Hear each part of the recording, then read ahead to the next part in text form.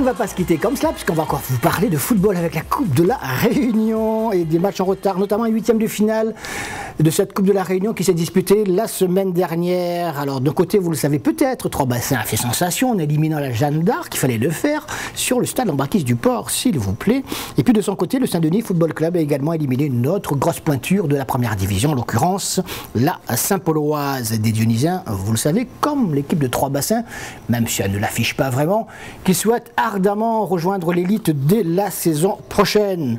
Une qualification dionysienne que l'on va voir, qui ne souffre en plus d'aucune discussion, même si la Saint-Pauloise a un peu déjoué. Qualification du Saint-Denis Football Club pour les quarts de finale de la Coupe de la Réunion face à la Saint-Pauloise. Les meilleurs moments, c'est tout de suite. Je l'espérais. Et franchement, je sais que Saint-Paul, c'est une équipe qui joue au ballon et contre laquelle, si on lutte beaucoup, on peut réussir à se créer des situations. Donc c'est pas une équipe qui impose son physique, c'est une équipe qui impose son jeu. Donc ça correspondait tout à fait à ce que j'avais envie de rencontrer. Donc ce qui fait qu'on aurait pu passer à la trappe, bien sûr, hein, il ne faut pas se prendre pour ce qu'on n'est pas. Mais bon, je pensais qu'on pouvait rivaliser, on l'a fait. Et ils l'ont fait, mais de quelle manière? Avec d'énormes qualités dans la distribution du jeu, dans l'organisation du jeu, avec une première occasion, une première accélération qui aurait dû mettre la puce à l'oreille des joueurs de la Saint-Pauloise, qui ne s'en méfient pas encore. En tout cas, ils étaient un peu scotchés eux-mêmes sur leur camp. Et c'est une domination dionysienne à laquelle nous assistons. Et par exemple, ce tir, une main qui n'est pas signalée, mais qui n'est pas sifflée, en tout cas pas sanctionnée, fort logiquement parce qu'elle était involontaire. Et puis, à la 20e minute, cette action qui amènera une luxation de la clavicule pour le défenseur de l'équipe du Saint-Denis Football Club, en l'occurrence Yohan Guichard, et de la sélection du reste, médaillé d'or aux Jeux des îles, et bien Guichard va quitter ses partenaires quelques minutes plus tard. Et on se dit peut-être que c'est le tournant du match. Oui, mais c'est le tournant du match dans l'autre sens, puisque les Dionysiens vont encore continuer à se créer des occasions. Là, on voit Anthony Mansart face à Mathieu Pélops, le gardien lui aussi de la sélection de la Réunion, qui prend le meilleur. La petite réaction Saint-Pauloise avec ce tir de Maxime Jean qui est récupéré par, je dis récupéré parce qu'il n'est pas très mis en difficulté, Rudy Kenneth, gardien du Saint-Denis Football Club. Et puis regardez le premier but de l'équipe dionysienne.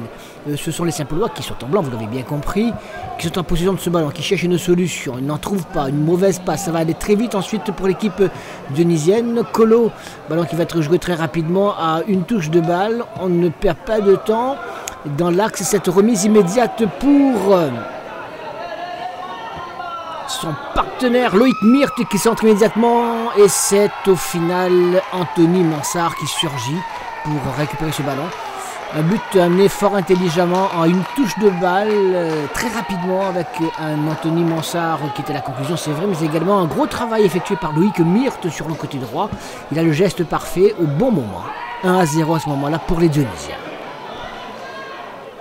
Honnêtement, ce soir, on ne méritait pas de passer. Saint-Denis méritait largement plus que nous.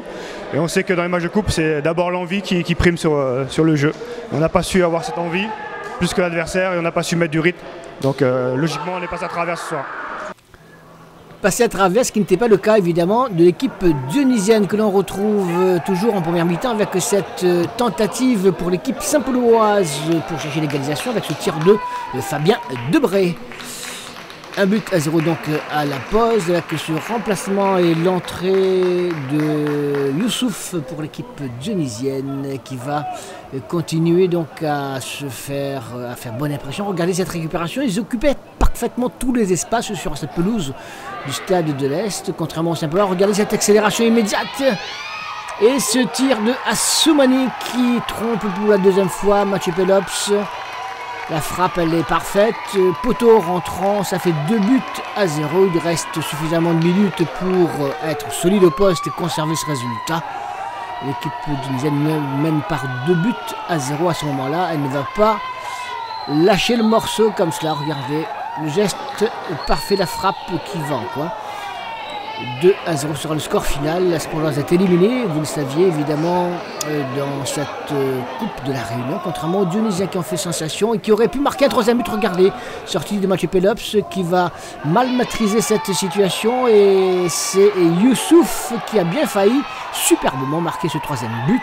Heureusement pour les Saint-Paulois, L'addition était déjà suffisamment lourde comme cela, mais le geste était beau. Ce qu'il y a, c'est qu'on est parti pour 6 matchs en 3 semaines.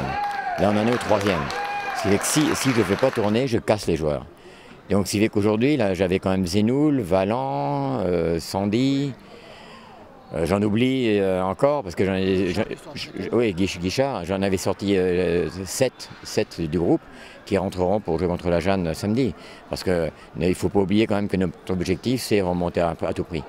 Donc, on a 2 matchs de championnat qui arrivent à la suite. Il faut qu'on soit opérationnel pour ces 2 matchs-là. J'espère qu'ils vont prendre conscience du niveau qu'ils ont affiché ce soir. On doit tous faire notre autocritique, moi le premier. Et puis pour avancer, c'est comme ça que ça va marcher.